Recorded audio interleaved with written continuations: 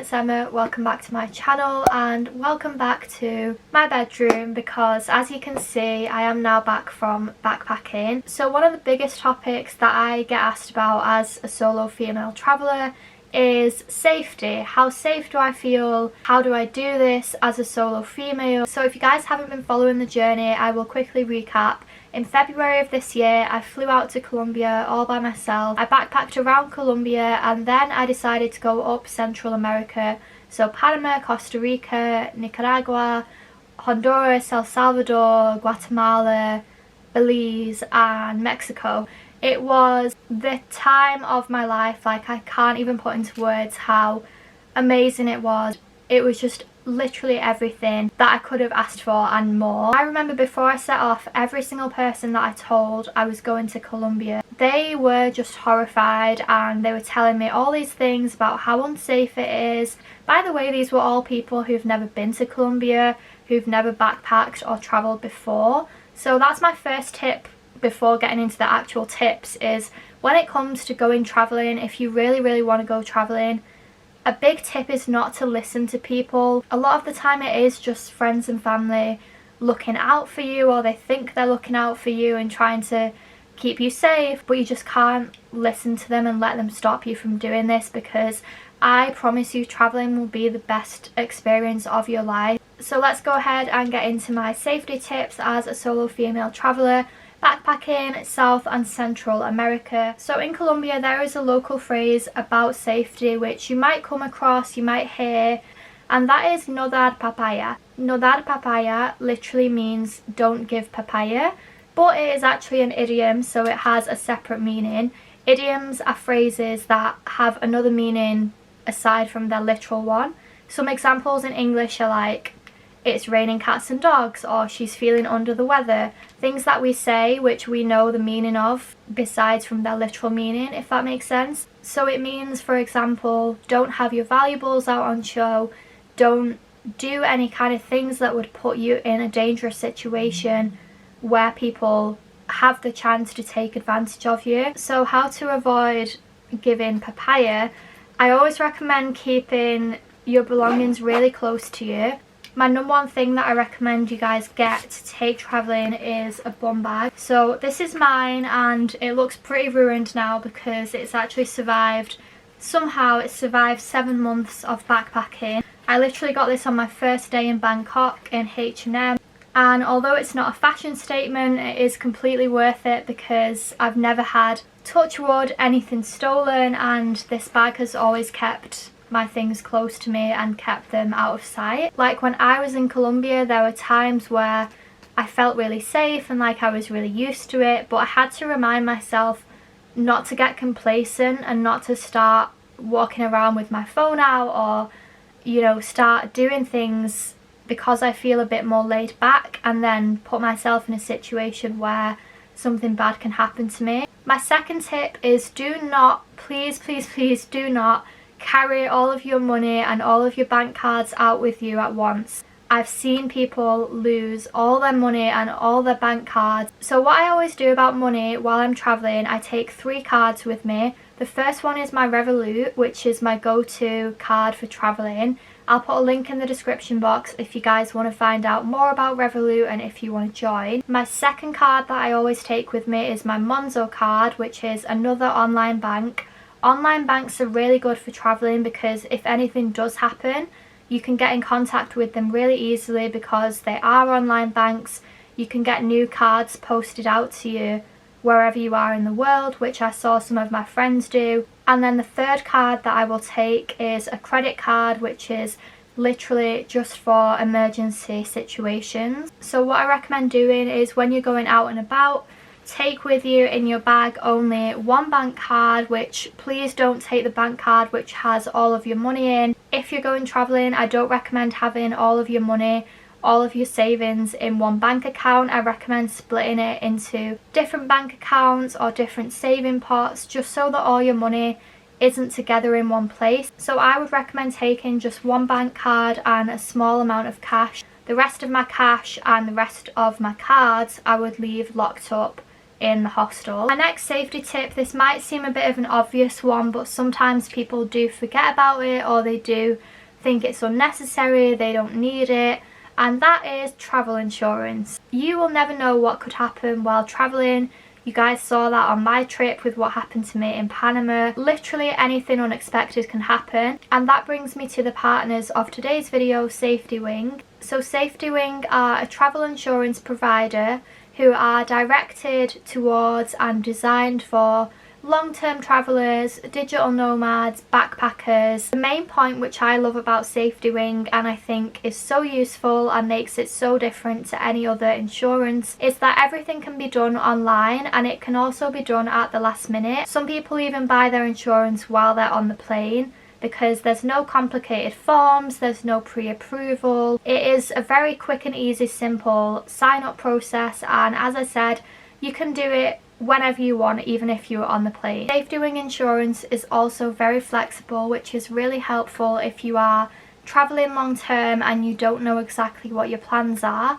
So for Safetywing insurance, you don't need to know the exact countries you're going to, the exact dates, when you're going to be home, how long you're away for, and it is also an affordable solution to insurance. So the minimum amount of time is 5 days, and then you only pay for what you use. You can cancel at any time without any reason. Safetywing also have an amazing support team. They have a really fast response time. So my camera actually died mid filming the last clip, so I had to charge it for a few hours, go away and come back, so sorry for any changes in the lighting, but we're just gonna get on with the video. So if you guys are traveling with children, you can get a free child for every adult policy for a child under the age of 10 years. So if you guys would like to find out more about Safetywing, I'm going to leave links to their website and their social media in the description box, so definitely go check them out, and I really recommend using them. I have used them myself. So going into my next safety tip, I always recommend taking a padlock, especially if you are going to be staying in hostels. So in hostels, if you've never stayed in them before,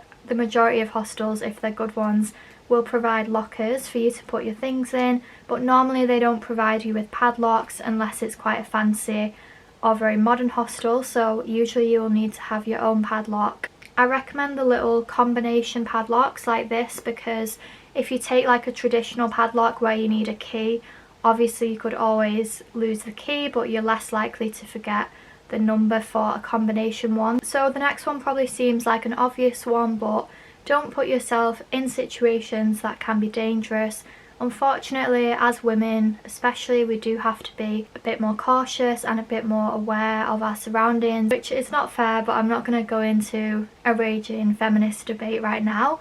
But obviously be aware of your surroundings. Don't go out walking alone at night time or in certain neighbourhoods. I'm not saying don't ever go out walking by yourself, because there were times in Colombia where I went out by myself and I felt safe, but there were other times where I only went places if I was with someone or if I was in a group. So when it comes to going out drinking or partying especially, I'm always extra cautious with that, even though I do love to go out clubbing and I love to go out for drinks and I love to party. But for example, if I made friends who were not staying in my hostel and they said that they were going out clubbing but they were in a different hostel, I probably wouldn't go out with them, because I would know that that would mean that I'd have to make my own way back to the hostel and I wouldn't have anyone to go back with or to share the Uber with. And if it was just out for like the day, obviously that would be fine, but if it's going out clubbing and drinking and partying, personally I always like to make sure that I have someone to go back with. So obviously it depends on you how cautious you want to be. I feel like maybe sometimes I'm a little bit overly cautious and I'm not trusting in people at all, and some people I meet are the complete opposite and they're very trusting in people. My next tip is to be aware and be prepared for tourist scams.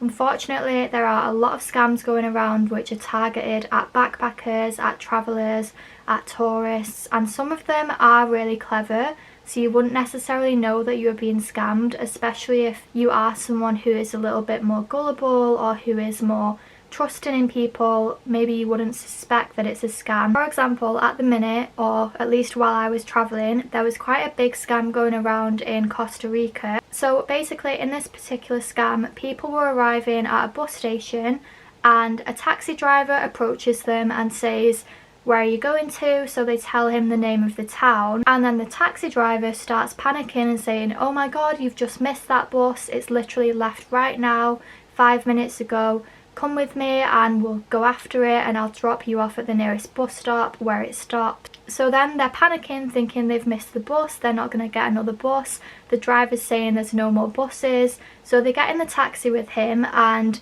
they're driving for quite a while when they realise that actually they're not following any bus, and the driver takes them to an ATM, usually in the middle of nowhere, and makes them withdraw a lot of money. So the girls that I met, can't remember where I was, but they said the driver made them withdraw like $300 each, which is obviously a lot of money to lose, and I mean it could have been even worse than that. So, and that is literally just one example of the kind of scams that can go around. So also talking with other travellers who are currently travelling that country or who have recently travelled that country is a good way to get to know some of the scams that might be going around. My next tip, so this one is specific if you are going to Colombia or to South America, Central America, is to try and get some knowledge of Spanish before you go there. So if you guys watch my channel or you follow my life, then you'll know that I am fluent in Spanish because I studied Spanish at university.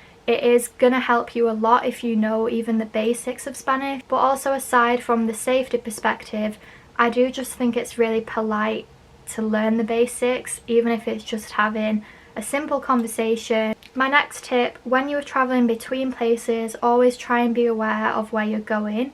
So even if I'm just taking an Uber, on my phone I always have it on Google Maps, watching if the driver is going in the right direction. I even do this in Manchester as well.